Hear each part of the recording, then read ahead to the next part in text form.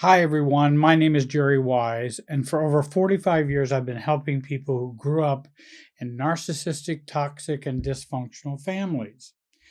And I have worked with them to get their family dysfunction out of them and become their true selves they were never allowed to be. Today, I want to talk about 9 things I wish I knew 60 years ago about healing from family dysfunction. And I want to share these with you. The number one thing that has probably done the most to change my life, change my thinking, change my emotional life, help me to survive very difficult times, and also heal from trauma. And that is self-differentiation. So number one, learning that self-differentiation was the key. And you may think, well, I don't really know what that is, or that's fine. If you don't know what it is, I have plenty of videos where I begin to talk about that. And I'll even talk about what self-differentiation is now and how it's missing from most of the advice out there. Because I knew that my self-esteem was bad. I did kind of know that. And I did feel bad about myself. Good codependent, religiously addicted, messed up in many ways, mentally and emotionally. And I did not know how my self-esteem should go up. How do you make it go up? What do you do to make it go up? And of course, I went on a quest to try to figure that out.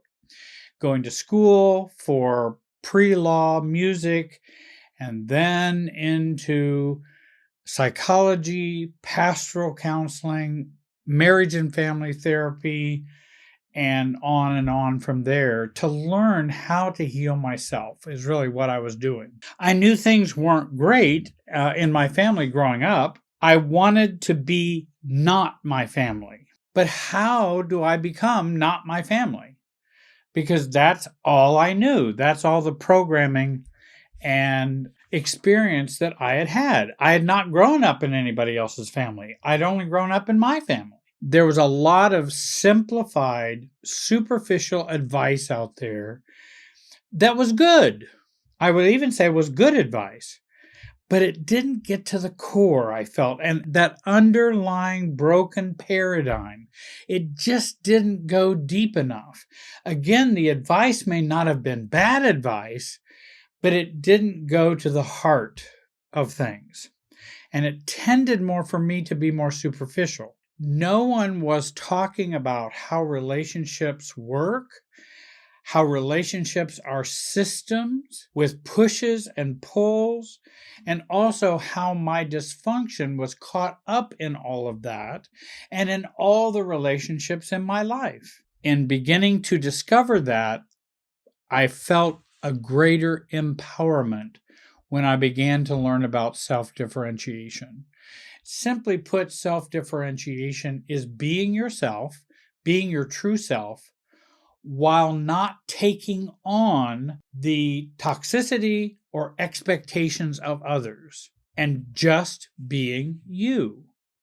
And I didn't mean in a mean way, in an arrogant way, but learning to be you as a solid self, and you're not guided by other people's expectations, other people's approval, likes of you, dislikes of you, even their toxicity or anger or frustration.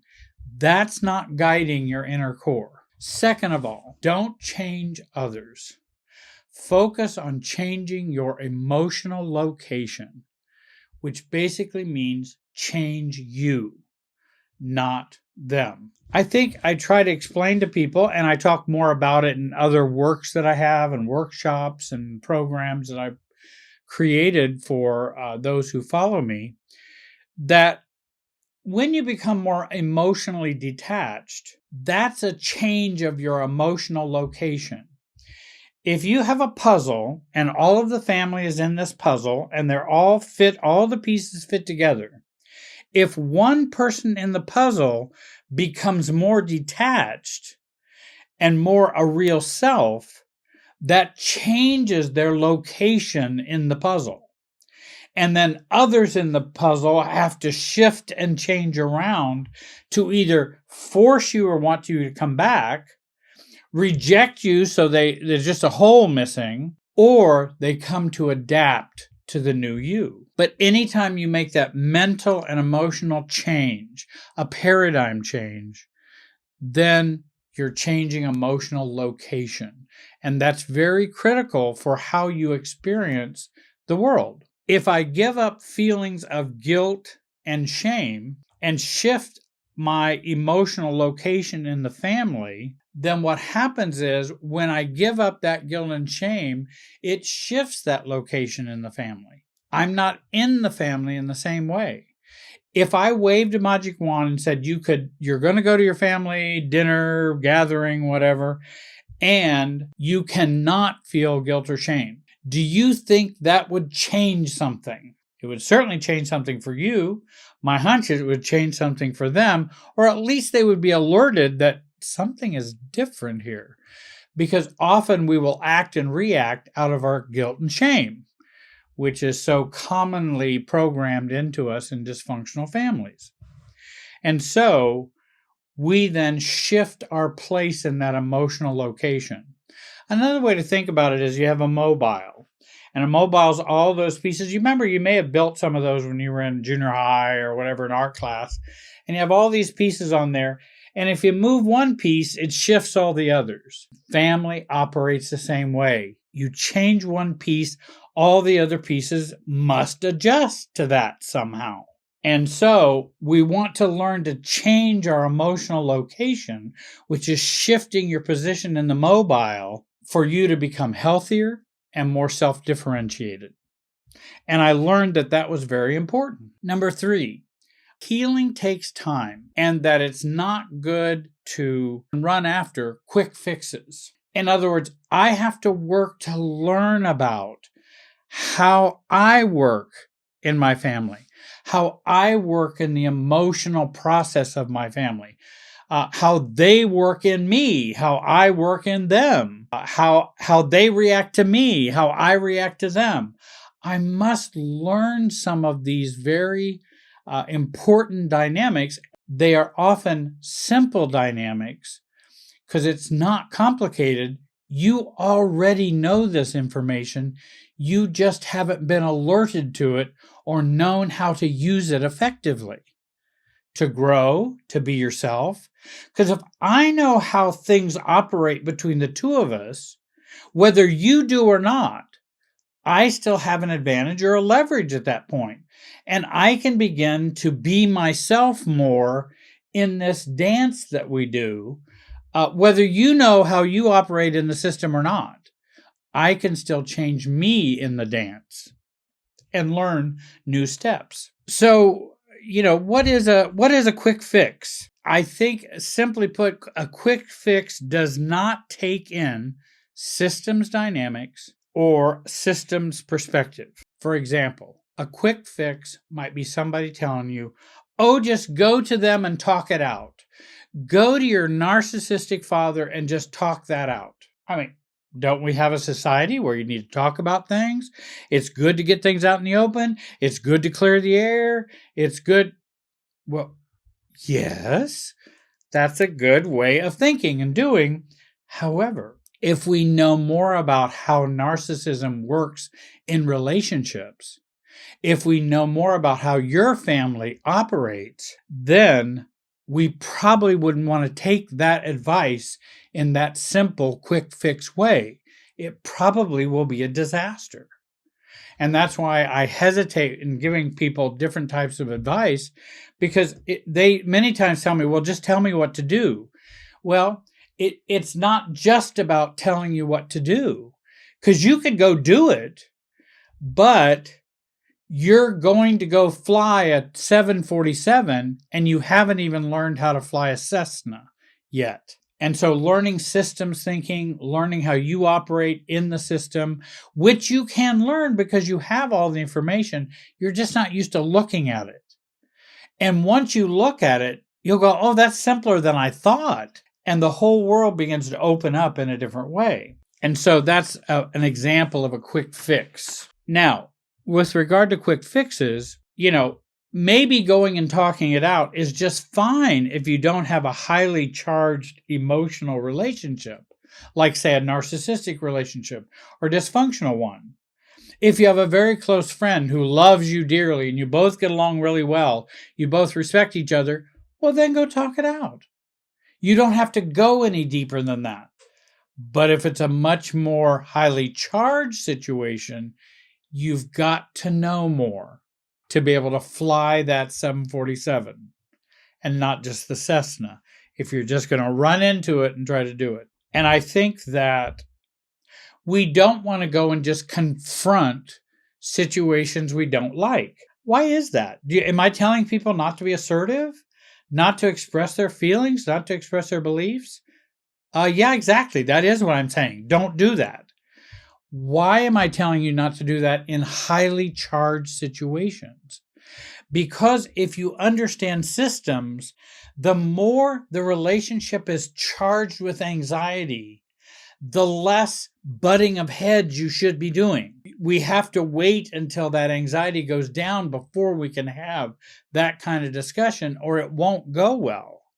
And in fact, what we would want to learn about before we went and did all this confrontation is understand the decades of family of origin programming that we've had, understand our level of self-esteem and self-confidence, our understanding our anxious, dysregulated emotional process. When are we going to get reactive? And do you know when you're going to get reactive? Do you know how to not get reactive? And when we understand that the deep need for their acceptance and approval is still present, I still need their acceptance and approval, then don't go confront a narcissist, because you're going to get neither. It's going to become real bad. When we have this continued deep need for them to change, and we'd like to change them, we have difficulty thinking clearly when emotionality runs high within us. And if we easily feel shamed and guilt, which are what I call systems feelings, when we feel those feelings, and if we are easily have access to those, unfortunately, or they occur quite readily, then it's not good to just take quick fixes, go and challenge someone, just go talk it out. Here, just go tell them the Bible verse they need to know so they know they're wrong and you're right. Don't challenge them because they made fun of your career or your. We have to be wiser than that. And one of the things, since I come from a religious background, be as wise as a serpent and harmless as a dove. And self-differentiation is the way to become wise as a serpent and harmless as a dove. It really did blend into what I believed about what I wanted to become. Number 4, your feelings are not always valid. I always learn so many times from so many books, all your feelings are valid. They're all equal. They're all equally important. If you believe that, you are going to make lots of mistakes. Because and follow your heart and follow your feelings. Do you know how often your feelings mislead you? You think you grew up in a dysfunctional family and all of your feelings are valid, appropriate, real, and true? No. Your feelings are not, many of them are not. And in fact, I had to come to learn to understand the difference between systems feelings and my real feelings. I didn't know that all feelings shouldn't be honored. All are valid, but not because they are true. In other words, if you have systems guilt and feel guilt, and that's feeling guilt over nothing, you haven't done anything wrong, there's no reason for the guilt, but you feel guilty because they want you to feel guilty. It's still a valid feeling, but it's not a true feeling. You don't have true guilt. In other words, you haven't done anything wrong. It's there to control your behavior, your thinking, your feeling, your actions. It's there to control all those things. And that's how partly the family system programs us. So learning the difference that not all feelings are valid and true. I didn't know that. I just thought they all were. So every feeling, no matter how systems oriented it was versus my true feelings, I just took it all as it's all valid and it's all good. If I'm feeling shame, then I'm feeling shame. No, you are feeling shame. I mean, I'm not denying that. But what is the source of the shame? Is it because you feel shame, or is it because you're supposed to feel shame? And one is an individual model, one is a systems model. And I'll talk more about that in other videos. Number 5, your boundaries are only as good as your inner boundaries. So external or physical boundaries, whatever kind of limitations you have with other people in your life, are only as good as your inner boundaries. And I remember reading a study, it talked about assertiveness training. And I remember back 300 years ago when we were all talking about assertiveness training, and that was the big thing. Assertiveness training is great. There's nothing wrong with assertiveness training. The problem is what they found in the research is someone will take assertiveness training, do very well, and then it will just trail off. And why does it do that? Because the inner self-esteem, the inner boundaries or detachment was not present. And so you can learn to do certain things, but it's going to be hard to maintain it if you don't work with what's going on in here first. And so, again, I attempted many times to set boundaries, but I was so filled with low self-worth, need for acceptance, intense guilt, anxious reactivity, and all those things have to do with inner boundaries. And if I have all those things going on, my boundaries are probably not going to go very well. I'm going to have a hard time thinking them up. I'm going to have a hard time sharing them. And I'm going to have a hard time insisting on those boundaries. Number 6, become okay with disappointing others. That's one of the things I wish I'd have known 60 years ago, that it's okay to disappoint others. That's called life. Have you, and as a good codependent, as I was, that, you're not supposed to disappoint other people. And it was too painful for me to disappoint someone else because it caused me too much upsetness. So then I would keep being the doormat or the overfunctioner. And again, the difficulty was it was so important for me to learn to disappoint. And really, to not disappoint others is to rescue them from their feelings.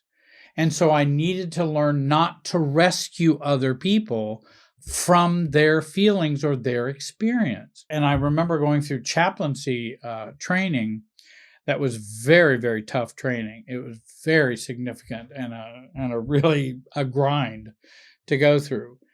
And the supervisor I had he was actually phenomenal, but he actually drove us absolutely nuts because we were just so novice at what we were doing, and he was quite experienced. And he would use that to help us learn and grow very quickly, but it was painful. And learning not to rescue the people that we were working with, patients who were dying, family members who are experiencing deep grief.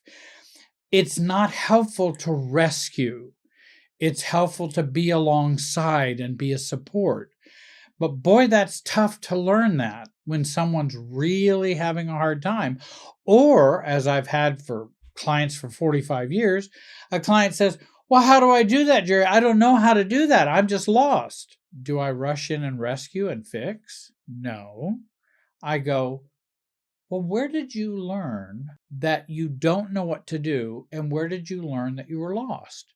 Let's go back there. Rather than me going, well, let me tell you exactly what you should do and do this and do this and do that. Let me rescue you. And then, of course, if it doesn't work, they're going to blame me.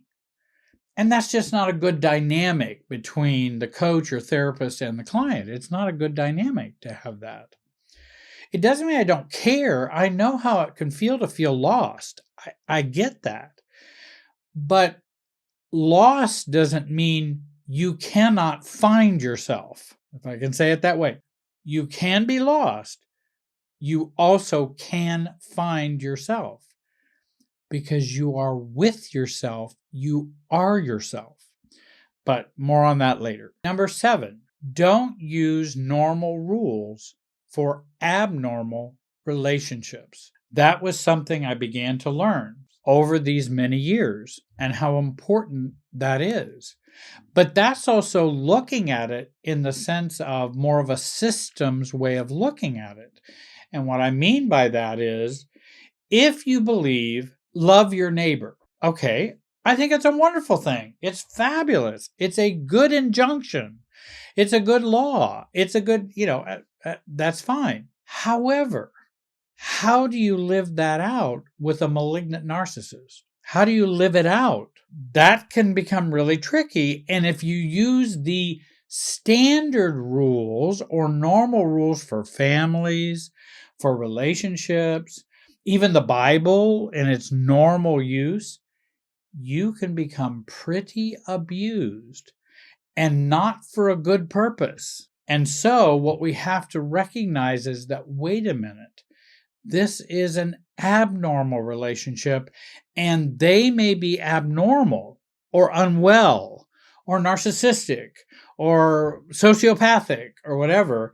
And I need to be careful about the rules I use and how I operate with them. If you had a good friend of yours who came up and said, hey, could you loan me $200? I just had a car problem and had to pay that, and I just need some gas money for a week or two. Could you help me with that? Well, you might be willing to go, well, sure, let me see if I can help you with that. Now, that's kind of what normal people do, right? In a normal relationship. But in an abnormal relationship, someone may want to take advantage of you and may be looking to abuse you in some way. So in those situations, I may not loan the $200 or give them the $200 for their cash. So I'm using abnormal rules. I'm not going to help you because of the toxicity that's there versus, oh, of course I'll help you because we have a normal kind of relationship that's more mutual. So I learned that I have to watch how I apply all of these rules and social norms that I've believed all my life and how they apply. And we have to be very careful about that. Yeah, in terms of normal rules, I always felt I had to accept and play by the rules others set. You set them, and then I need to play by them. However, they would act abnormally and in a toxic or abusive way and expect me to use conventional, healthy, and caring rules towards them. That's very unwise. It is very unwise to do that. And in fact, you will be enabling the toxicity. In other words, having a dynamic where they express, I won't respect you, but you should always respect me.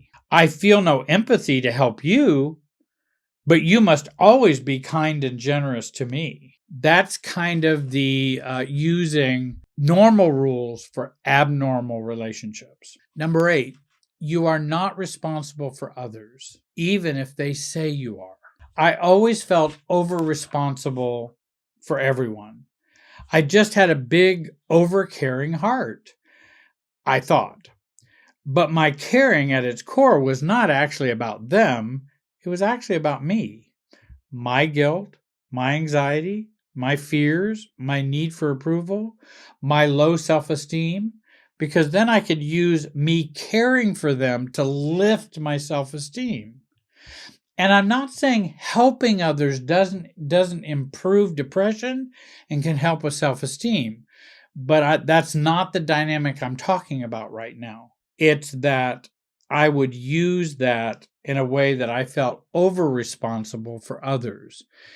Their feelings, however they felt, whatever they thought, it must be my responsibility. And came to learn that it really isn't. I have enough to deal with my own feelings, thoughts, beliefs, wishes, wants, preferences. I've got enough to deal with that without managing yours.